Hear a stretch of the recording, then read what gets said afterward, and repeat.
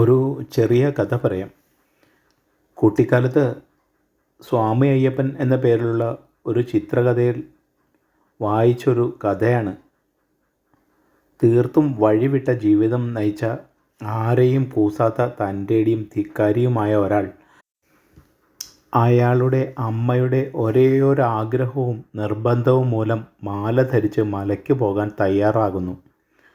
മാല ധരിച്ചത് അമ്മയുടെ നിർബന്ധപ്രകാരമാണെങ്കിലും അയാൾക്ക് വ്രതം നോക്കാനൊന്നും താല്പര്യമുണ്ടായില്ല.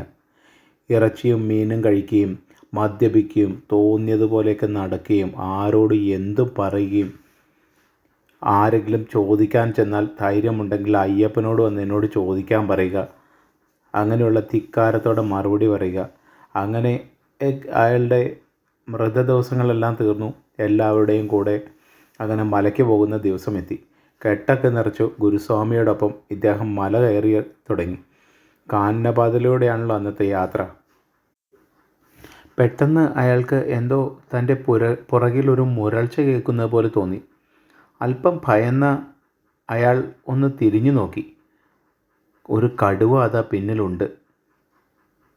കടുവ അയാളുടെ നേരെ പാഞ്ഞെടുക്കുകയാണ്. അത് കണ്ട് അയാൾ ജീവനും കൊണ്ട് ഓടി.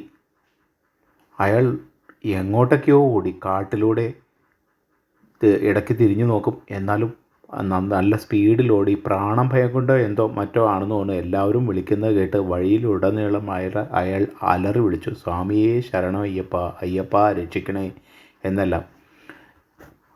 ഓടി ഓടി എവിടെയൊക്കെയോ ഇടിച്ച് ബോധം കെട്ട് ശരീരമൊക്കെ മുറിഞ്ഞു, കാലും പൊട്ടി അങ്ങനെ കിടക്കുന്നു. അയാളെ അവസാനം എല്ലാവരും കണ്ടെത്തി വെള്ളമൊക്കെ തളിച്ച് ബോധം വരുത്തി. ശേഷം ഗുരുസ്വാമി ചോദിച്ചു, സ്വാമി എന്തിനാ പെട്ടെന്ന് ഓടിയത്? അയാൾ വേഗം കണ്ണു തുറന്ന് മിഴിച്ചു നോക്കി അയാൾ പറഞ്ഞു, അപ്പോൾ നിങ്ങളൊന്നും ഓടിയില്ലേ? എന്നെ ഒരു കടുവ പിടിക്കാൻ വന്നു. അപ്പം നിങ്ങളൊന്നും കണ്ടില്ലേ? അത് നിങ്ങൾ ഓടിയില്ലേ? ഞാൻ എൻ്റെ കാര്യം മാത്രമേ നോക്കിയുള്ളൂ എന്ന് പറഞ്ഞു. അപ്പോൾ അവർ കൂടെയുള്ളവരെല്ലാം കണ്ണു മിഴിച്ചു. കടുവയോ? ഞങ്ങളൊന്നും കണ്ടില്ലല്ലോ. അപ്പോഴാണ് അയാൾക്ക് ചെറുതായിട്ട് ബോധ്യം വന്ന്, താൻ ഓടിയത് കണ്ടത് തൻ്റെ മാത്രം തോന്നലായിരുന്നു. അങ്ങനെ അയാൾക്ക് അപ്പോൾ മനസ്സിലായി, സ്വർണവും രത്നവും കാശും ഒന്നും അയ്യപ്പൻ എന്നല്ല ഒരു ഹിന്ദു മൂർത്തിക്കും നഷ്ടപ്പെട്ടാൽ പൊള്ളുകയൊന്നുമില്ല. കാനനപാതയുടെ മധ്യത്തിൽ കാനനവാസനായി സന്യാസം അനുഷ്ഠിക്കുന്ന ആ സ്വാമിക്ക് ഈ സ്വർണവും പണവും എന്നത് മൺകട്ടയ്ക്ക് തുല്യവുമായിരിക്കും. തന്നെ കാണാൻ വരുന്ന അനേകം ഭക്തന്മാരായിരിക്കും സ്വാമിയുടെ സ്വർണവും പവിഴവും. നഷ്ടപ്പെട്ട സ്വർണ്ണപാളികൾക്ക് പകരം കണക്കില്ലാത്ത സ്വർണ്ണപാളികൾ സ്വാമിക്ക് നൽകാൻ ഇന്ന് ഈ ഹിന്ദു സമാജത്തിന് കെൽപ്പുണ്ട്. പക്ഷേ അങ്ങേരെ പറ്റിച്ച് ഞങ്ങളിതൊക്കെ ചെയ്തു എന്ന ധാരണ കളവ് നടത്തിയവർക്കുണ്ടെങ്കിൽ ആ യോഗീശ്വരൻ്റെ മായയിൽ നീയൊക്കെ ഇനി മായാപ്രപഞ്ചം കാണാൻ പോകുന്നതേ ഉള്ളൂ.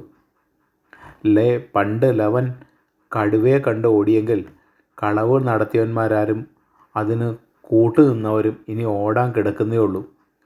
പ്രകൃതി തന്നെ താരക ബ്രഹ്മമായി ആഴിയൊഴിയുന്നു എന്ന സങ്കല്പമാണ് ആ മകരവിളക്ക് എന്നതുകൊണ്ട് കാരണവർമാർ ചിട്ടപ്പെടുത്തിയിരിക്കുന്നത്. ആ കർപ്പൂര ആഴി പൊന്നമ്പലമേട്ടിൽ തെളിയുന്ന സമയം ഭക്തന്മാരുടെ ചുണ്ടുകളിൽ വിടരുന്നത് താരക മന്ത്രമായ ശരണം വിളിയാണ്. ആ മന്ത്രം കൊണ്ട് ലക്ഷാർച്ചന നടത്തുന്ന സ്വാമിക്ക് വില്ലാളി വീരൻ എന്ന പേരുകൂടിയുണ്ട് എന്ന് ഇവരൊക്കെ ഓർക്കും. ഇല്ലാത്ത കടുവയെ കണ്ട് പലരും ഇനി മുതൽ ഓടിത്തുടങ്ങും. ബോധം പോകുന്നത് വരെ നിലയ്ക്കാത്ത ഓട്ടം തുടരും. നമ്മൾ ഇതൊക്കെ കാണുകയും ചെയ്യും.